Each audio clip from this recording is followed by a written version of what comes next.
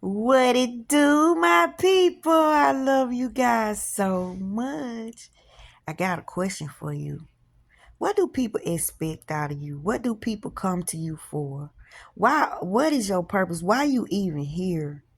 Are you doing any good on this earth? The reason I ask this question is because when I just recorded my last video, right, I hung up and my brother called me.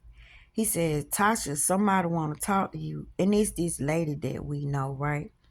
And she said, hey, how you doing? I said, I'm fine. She said, I need a word from you. I need a inspiration. I need to talk to God. I need to know what God see for me. I need something.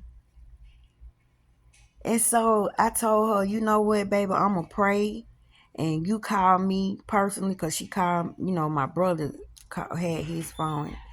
And I said, we'll talk personally. We'll talk about it. I'm praying for her inside now.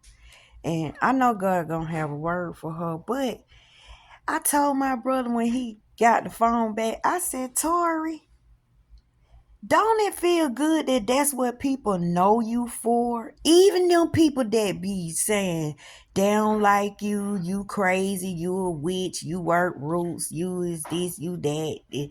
All the little insults they can throw out there, but when the devil get on they ass, who do they run to? Who do you run to? You run over here because your ass can't get out of the demon shit that you done fell in, right?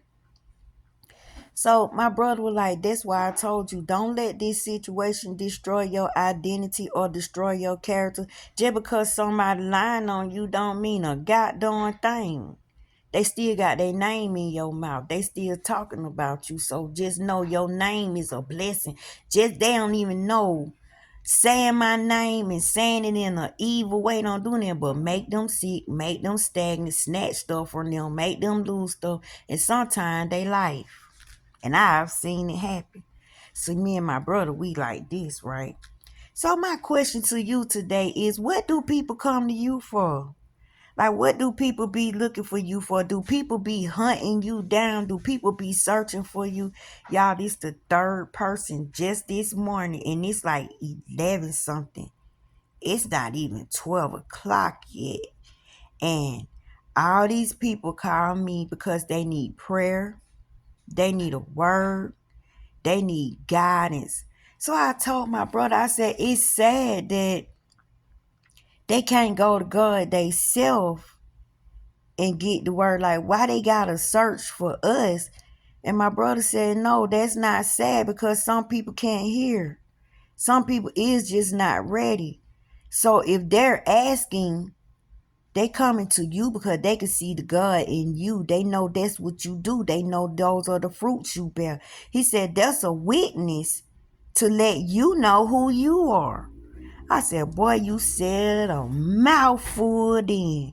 I said, forgive me, Lord. I be thinking wrong sometimes, but I get corrected. And I don't mind being corrected. So I said, you right. We made in the image of God. We are made in his likeness. So you look like him. You act like him. You feel like him.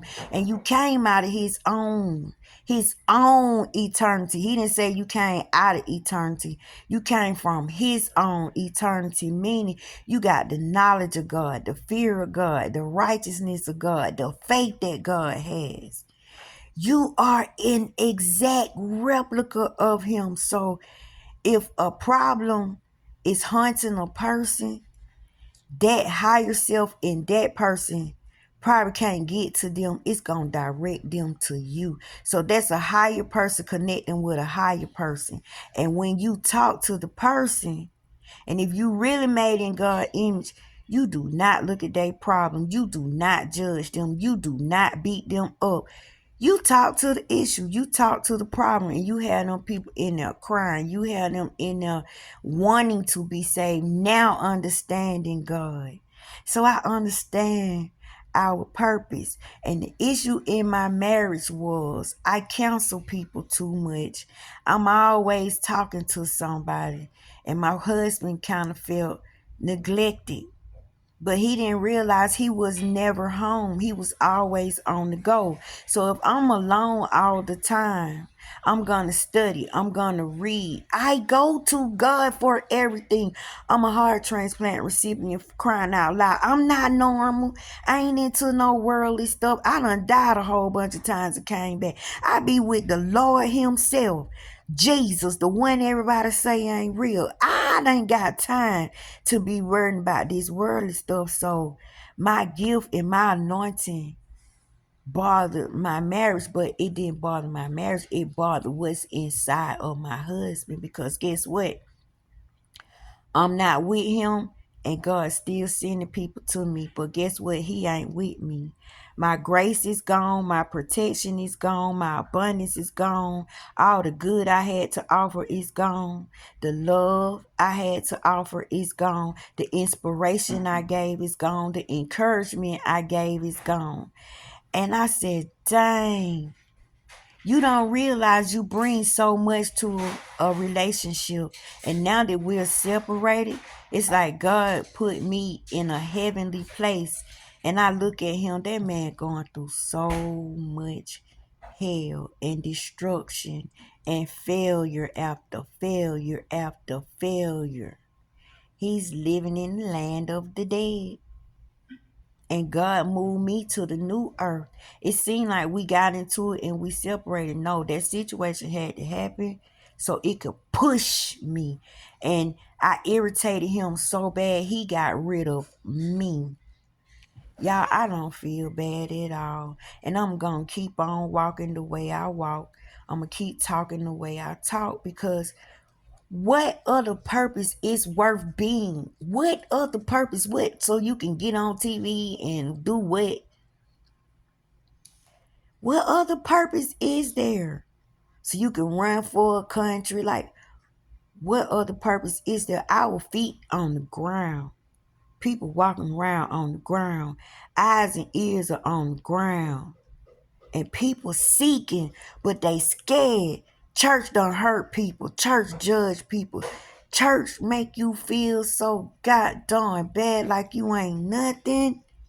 They make you feel like that filthy rag. They make you feel like that you was born and created in sin. Don't believe that, y'all, because if you weren't worth it, God wouldn't do this to us. If you weren't worth it, God wouldn't think you worthy of us. It ain't our fault you don't see what's in us. And sometimes God truly do hide what's in us, because some of y'all greedy and y'all just like to eat. But y'all don't like to put back. Y'all don't like to give back. And y'all don't even say thank you or say grace before you eat. So God will hide us. And to us, well, to you, we are irritant. To you, we are the problem, because we always telling you to do right. We always telling you that ain't a good thing to do, because we can't help it. We have God righteousness inside of us. And if we wouldn't do it, we sure wouldn't want you to do it. And we know God for real. You don't. So it's a battle.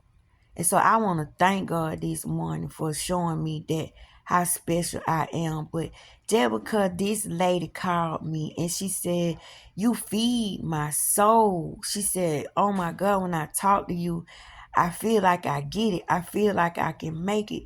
And she said, I haven't seen you and I haven't been making it, and I have not been doing too good. She said, I really need to talk. So guess what? I don't have nowhere to go, because y'all won't help me get no scooter. And the scooter, I can't go far no way, because it go dead real quick. I'm stuck here with the phone and this knowledge in me and this spirit that hovers over me. And I'm just here in the waiting area until God get me what I need to do what I need to do, which is already being prepared. So my job is not to worry about what God doing in my life, or why things seem like they don't like me or fell apart. Don't care, because I gave 20 some years to somebody. I belong to the Lord. Time don't exist to God. What matters is the now. What you doing today? What you doing now? And guess what? I'll be counseling people today like I've been doing all morning. Love you.